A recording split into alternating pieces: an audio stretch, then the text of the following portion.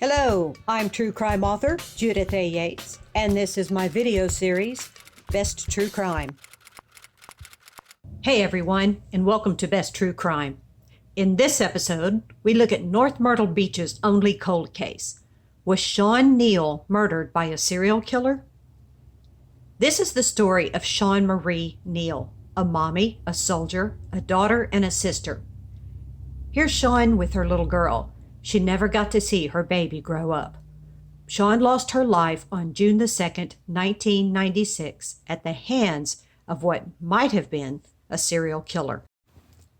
According to the FBI's Uniform Crime Report in 2018, 62.3% of murder offenses reported nationwide were cleared. 37.7% remained unsolved. That's over 6,012 in all. An estimated 46% of murders reported occurred in the southern states. The FBI considers a murder case cleared when a person is arrested, charged, and turned over to the courts, or when offenders are identified but cannot be arrested because they either died or they cannot be extradited. When a case cannot be solved, it becomes a cold case. Sometimes it'll take years to solve such a case. Sometimes it just needs a new pair of eyes to look at the case. 37.7% unsolved cases might sound like a low number, but for every one of those cases, there are loved ones waiting to bring their loved one's killer to justice. So many faces, so much time. Today, I'm taking you to North Myrtle Beach in South Carolina to discuss the murder of Shawn Marie Neal. This was North Myrtle Beach's only cold case, and it has recently been solved. North Myrtle Beach is on the eastern tip of South Carolina, and the population is just over 16,550. The town size is about 17.7 square miles. Think of North Myrtle Beach and you instantly think of the ocean. There are restaurants, gift shops, bars, and everything a tourist wants, along with the local businesses for those who live there. But there's a dark side here, just like in every city.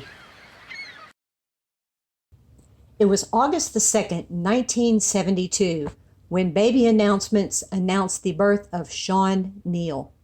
Sandy Ames, Shawn's mother, would later say of her daughter, she was always bubbly and she had lots of friends. Shawn would have been around 14 years old when a man named Ronald Lee Moore was sitting in a jail cell in Baltimore County, Maryland. Moore was a career burglar, and he spent more time behind bars than he spent on the street. Moore was released on parole in 1994, but he didn't stay free for too long, which was his norm, because he was arrested again in April of 1996, this time on an attempted murder charge in Baltimore County, Maryland. But Ronald Moore made bail in early May of that year, and he didn't hang around long to count his blessings. Shawn Neal was growing up, and she began logging important milestones. She graduated from high school. She became a mommy, and Shawn joined the military. Meanwhile, investigators would later discover that Ronald Moore had friends in Louisiana. He may have left Maryland when he made bail, and he traveled to Louisiana. Along the way, Moore passed through North Myrtle Beach and the Grand Strand. His movements at this time are unknown, but what is known is that Shawn and Ronald Moore's paths did cross, and it did not end well. By 1996, Shawn was a 23-year-old woman. She was living with her boyfriend. For some reason, she was working as a prostitute with an escort service. No person ever chooses this profession, and no matter what they say, no one ever enjoys this work. It was a warm summer night around 11:30 p.m. on June 1st, 1996.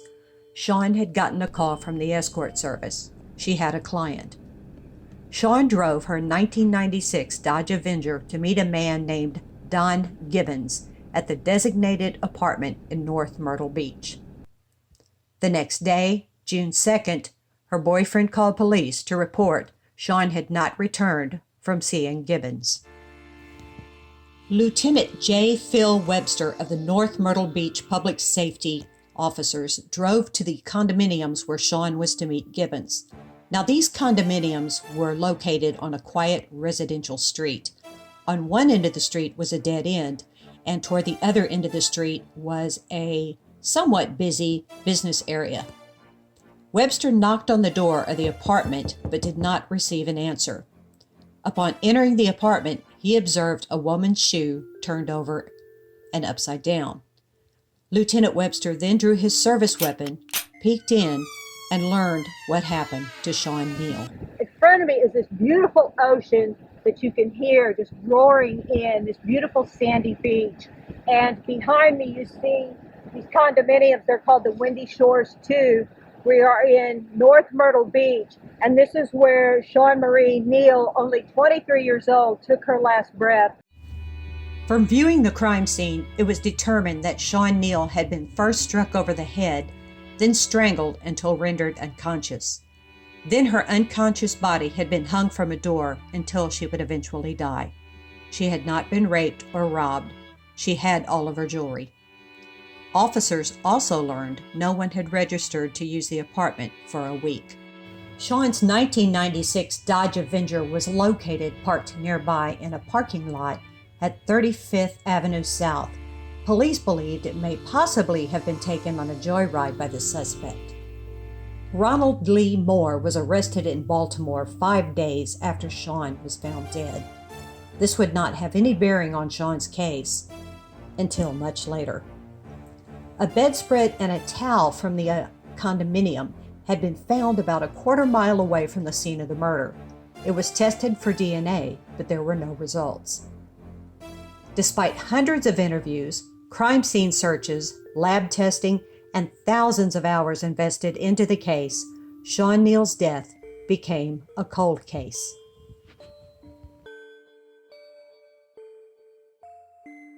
Ronald Lee Moore was again released from jail on December 13, 1999, and he resumed life as a free man. This would be unfortunate for too many people, too many times. Moore would later be a suspect in another series of burglaries, unsolved sexual assaults, and homicide cases in Maryland in 1999. In December of 1999, in the apartment building parking lot in Owings Mills, Maryland, Annelise Lee was waving goodbye to her employer after her employer dropped her off after work. It was 7:30 p.m. on a Friday. Annelise was never seen alive by her friends again. Annelise was a Korean-American woman, 27 years old, with a beautiful smile and was always very reliable. So the following Monday, when Annelise failed to show for work, Annelise's employer called the apartment manager. A maintenance worker conducted a welfare check on Annelise's apartment. Annelise Lee was found dead in the doorway of her bedroom. She had died of blunt force trauma and strangulation. Annelise's murder, just like Shawn Neal's, would remain a cold case. In April of 2000, Ronald Lee Moore was again arrested in Baltimore and jailed for numerous burglaries. But this time, his DNA was now matched to a sexual assault. This time, he was behind bars for good. Or was he? Before we find out, I want you to meet Chris Blackwood, a true crime author, and she's here to tell you about her book, My Brother's Keeper. This is it. Blood evidence collected on a bank deposit slip in 1984, before the Baton Rouge Police Department had access to DNA evidence. This and the searing image of the body of 6-foot-tall Gary Kurgan stuffed into a trunk like this. That's all Ted Kurgan had when he began his parallel to police investigation. My Brother's Keeper, a 30-year quest to bring two killers to justice, chronicles Ted's roller coaster journey as he chases the killers from New York to Ohio, through Kentucky, and back onto the streets of New Orleans' French Quarter. He gutted out the grueling distance, sparing no time, and certainly no expenses. He spent well over $1 million to bring the former teenage prostitute and her grifter boyfriend to justice. How far would you go?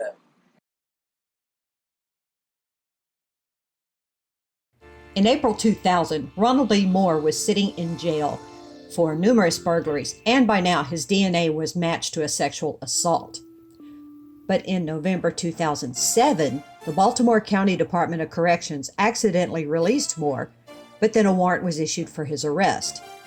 He was apprehended on December 24, 2007 in St. Charles Parish, Louisiana, during a burglary. On January 2, 2008, while behind bars in Louisiana, Ronald Moore sat down to write several letters to families and friends. Then he hung himself. While officials did try to save his life, this career criminal's life was over. Ronald E. Moore was dead by suicide. In 2013, using now available DNA, Baltimore police named Moore as a suspect in the 1999 death of Annelise Lee. The case was reviewed by the Baltimore County State's Attorney's Office, and it was concluded that Ronald E. Moore murdered Annelise, bringing a 14-year-old cold case to a close. Annelise's family could rest easy, and at least knowing her killer's life was over. Sometimes it just takes new sets of eyes to help solve a cold case, and that's what happened in 2017 at the North Myrtle Beach Police Department when there were changes in the detective division. But none of the officers had forgotten about Shawn. Shawn's daughter emailed the new lead detective, and the case files were cracked open again. Remember, DNA evidence had already been taken from the towels and the mattress spread that was found near the crime scene. They found an area that had not been tested. They sent it in for DNA testing. There was a hit, and the DNA evidence pointed to this perpetrator. And finally, although they didn't get their little girl back, Shawn's parents and family could rest easy in the fact that they did know who had slain Shawn Neal. It had taken over 20 years, thousands of hours of investigative work, many tears, and so much sadness. But Shawn's family knew who had killed their beloved Shawn. But more tragedy was to come. Shawn's brother had been battling mental illness all of his life. Losing his sister only compounded his symptoms. He was in and out of mental health hospitals. Shortly after Shawn's murder was solved, Shawn's brother committed suicide. This is the story of two people taken too soon by a career criminal who also may have been a serial killer. Shawn Neal and Annelise Lee will never come home again, and there is no such thing as closure. But thanks to the diligent work by dedicated investigators and Shawn's daughter making a phone call, 2 cold cases were closed with answers. If you need help escaping sexual abuse, or if you are a sex worker who wants out, please call this number. And if you are contemplating suicide or know someone who is or has any questions, please call this number. The numbers are answered 24/7, and please seek help. Thank you for listening to this edition of Best True Crime. I'm Judith A. Yates, true crime author and criminologist.